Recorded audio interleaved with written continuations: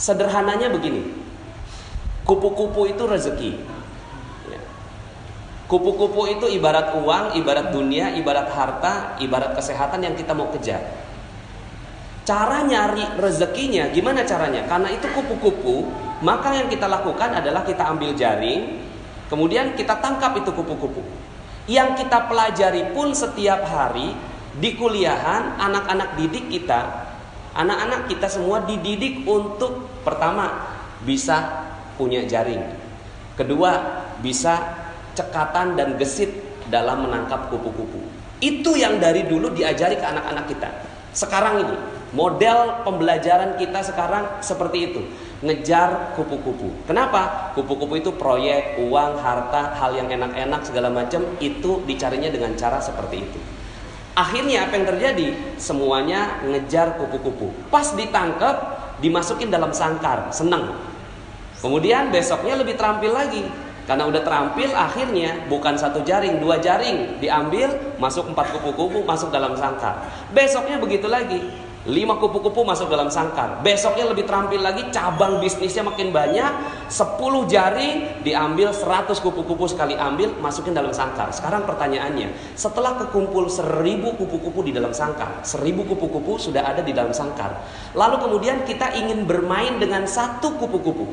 Ingin bermain dengan satu kupu-kupu. Kita mulai buka pintu sangkarnya, lalu kemudian kita pengen bermain dengan satu kupu-kupu. Gimana perasaannya, Pak?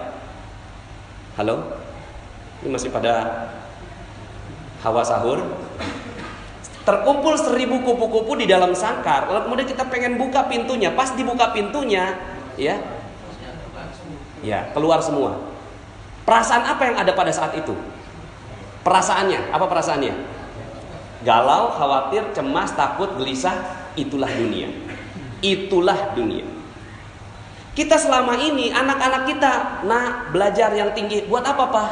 Buat supaya kamu dapat nilai tinggi. Terus, supaya kamu bisa kerja. Terus, supaya kamu bisa nikah. Terus, semuanya diajarinya untuk apa? Untuk bisa ngambil kupu-kupu.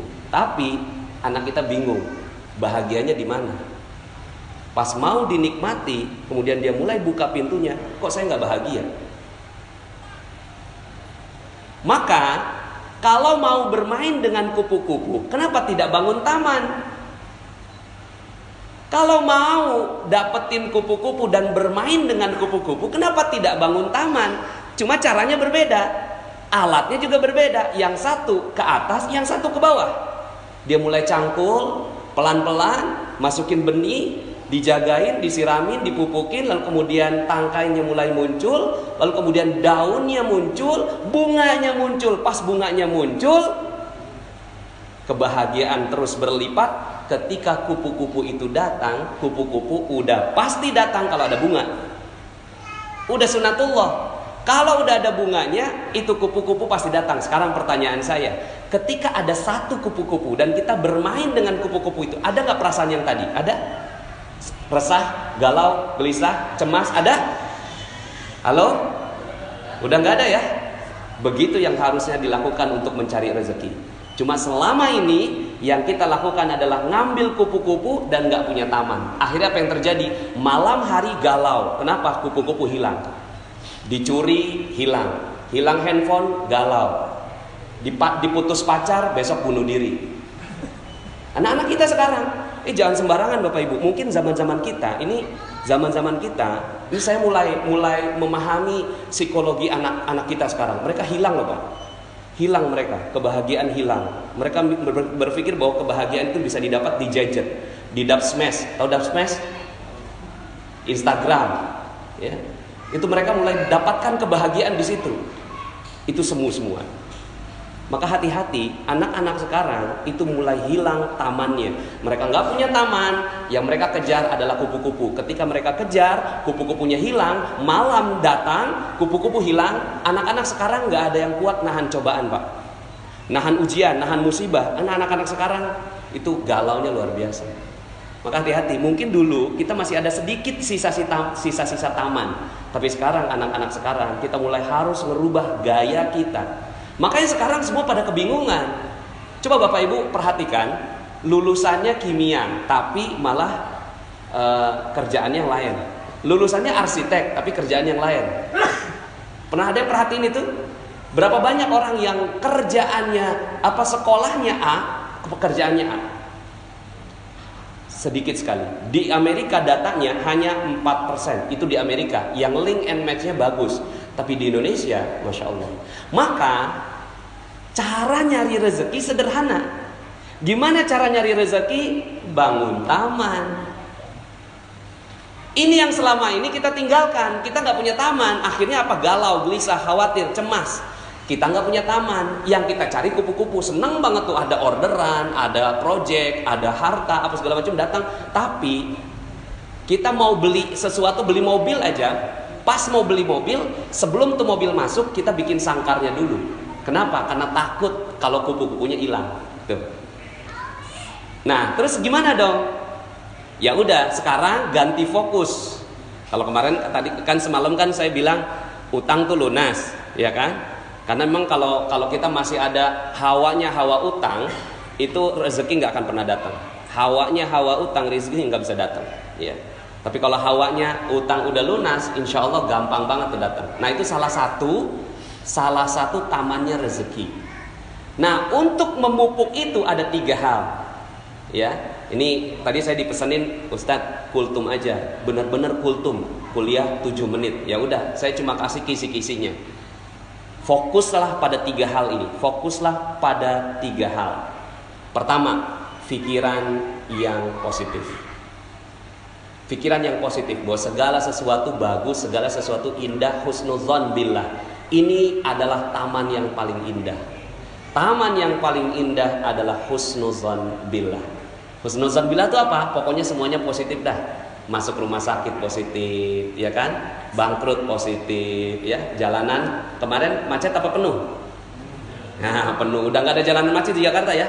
Nah, ini namanya positive thinking. Ajarin anak-anak kita ini tentang husnudzon billah. Kalau anak-anak kita berhasil mendapatkan ini, maka ini adalah sebuah kebahagiaan yang luar biasa. Yang perlu dicari ini positive thinking. Positive thinking. Yang kedua, ketenangan jiwa. Ini yang perlu dikejar. Ketenangan jiwa ini namanya positive feeling. Kalau bahasanya kan positive thinking, positive feeling. Rasa itu harus tenang, cool, damai, enak, setenang samudera. Nggak boleh ada perasaan deg-degan. Deg-degan sedikit itu langsung hilang seluruh rezeki. Jadi misalnya nih, kita punya utang, katakanlah masih punya utang ya, orang sana ya. Kalau di sini kan udah nggak ada yang punya utang ya. Orang sana masih ada utang. Terus kemudian gitu ya, ketemu sama debt kolektornya. Udah 1 bulan selalu menghindar sama debt kolektor. Pas banget saat itu dia lagi ngantri makanan di mall, pas balik debt kolektornya ada di belakang. Kira-kira bagaimana jantungnya? Ya, mau copot katanya. Deg-degan, berdebar.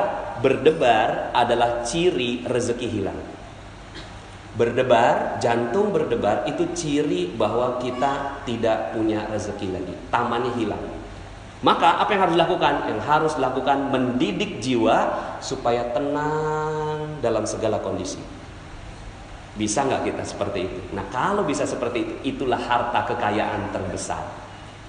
Cuma gimana cara ngedidiknya ini? Ya ini panjang banget ini penjelasannya. Tapi misalnya begini Pak, ya kejadian ada yang konsultasi sama saya, anaknya meninggal dunia. Suaminya mundurin mobil, anak umur 1 tahun dilindes ya, sama sang ayah. Yang lebih tragis kakaknya ngelihat dengan mata kepala sendiri ini adiknya dilindes sama ayahnya sendiri. Dan sakaratul maut mati saat itu juga. Sang istri keluar lagi masak, pas ngeliat gitu kan, menggelepar-gelepar gitu, digedor-gedor pintu jendelanya. Terus kemudian turun sang ayah, berempat ngeliat dengan mata kepala sendiri tuh anak meninggal dunia dengan hancur badannya. Sekarang pertanyaan saya, bisa nggak saat itu jantungnya tidak berdebar? Alhamdulillah. Itu yang harus dikejar. Kalau itu bisa, alhamdulillah nih ibu, alhamdulillah dia mau ngikut saya ajarin pelan-pelan sampai akhirnya tuh ibu mengatakan, siap Ustadz, alhamdulillah, terima kasih. Udah, selesai. Dan ternyata itu adalah kunci rezeki buat sang ibu. Lah kita berapa banyak kita melakukan kesalahan rezeki. Kita deg-degan. Tanggal 25 gaji udah mulai habis, order belum nyampe, gimana perasaannya? Ya. Terus kemudian dagangan belum laku, gimana perasaannya? Padahal itu semua rezeki akan hilang. Nah, kejar nih ini. Cuma memang ya, nah ini memang perlu banyak sekali kajian tentang positive healing. Cuma bocorannya adalah positive healing hanya bisa didapatkan dengan ibadah. Positive feeling hanya bisa didapatkan dengan ibadah. Kalau positive thinking masih bisa sendiri. Positive thinking nih, bagus itu, oke, alhamdulillah, gitu ya, masih bisa. Tapi kalau positive feeling udah nggak bisa lagi dengan upaya sendiri, dia harus butuh bantuan Allah Subhanahu Wa Taala. Maka di titik itulah ibadah berkumpul seperti ini mahal harganya.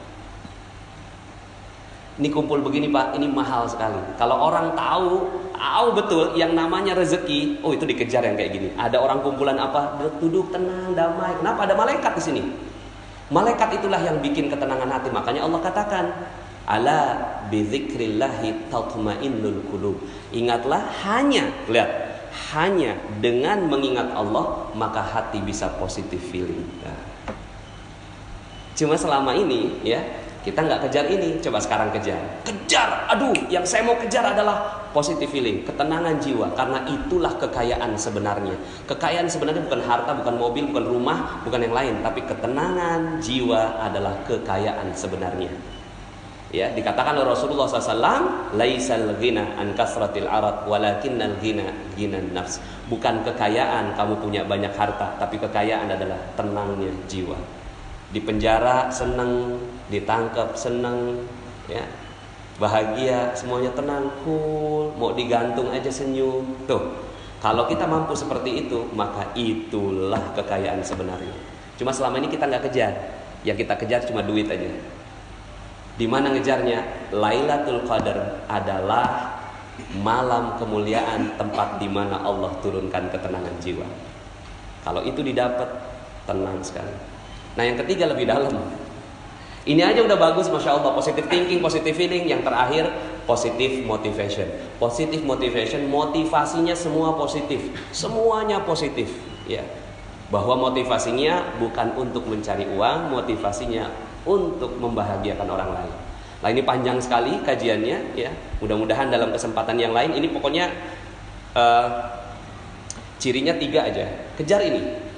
Nggak penting tuh jurusan, nggak penting tuh kuliah, nggak penting tuh sekolah. Bener, nggak penting.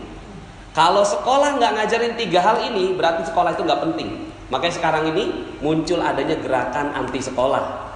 Kenapa? Karena di sekolahan anak-anak berantem juga, ya. Tapi bukan berarti bahwa saya anti sekolah, tidak. Kalau di sekolahan ini mengajarkan 3 hal ini, maka sekolah itu perlu dikejar. Tapi kalau sekolahan ini nggak ada yang kayak gini, nggak ada 3 hal ini, yang diajarin cuma matematik, fisika, kimia, biologi, arsitektur, ya, kemudian astronomi, itu dia berarti ngajarin kupu-kupu. Tapi kalau dia ngajarin taman, dia ngajarin 3 hal ini, sehingga anak ada apapun dia senang, bahagia. Anak ada apapun dia tenang. Ada azan, dia langsung lari ngejar tuh azan. Kenapa? Di situ ada ketenangan jiwaku, Pak. Di situ ada ketenangan jiwaku, Mah. Maka aku akan kejar itu. Kalau ada sekolah yang ngajarin kayak gini, kejar itu sekolah. Karena itulah sebenar-benarnya kekayaan. Demikian, mohon maaf atas segala kekurangan. Kita balik semuanya.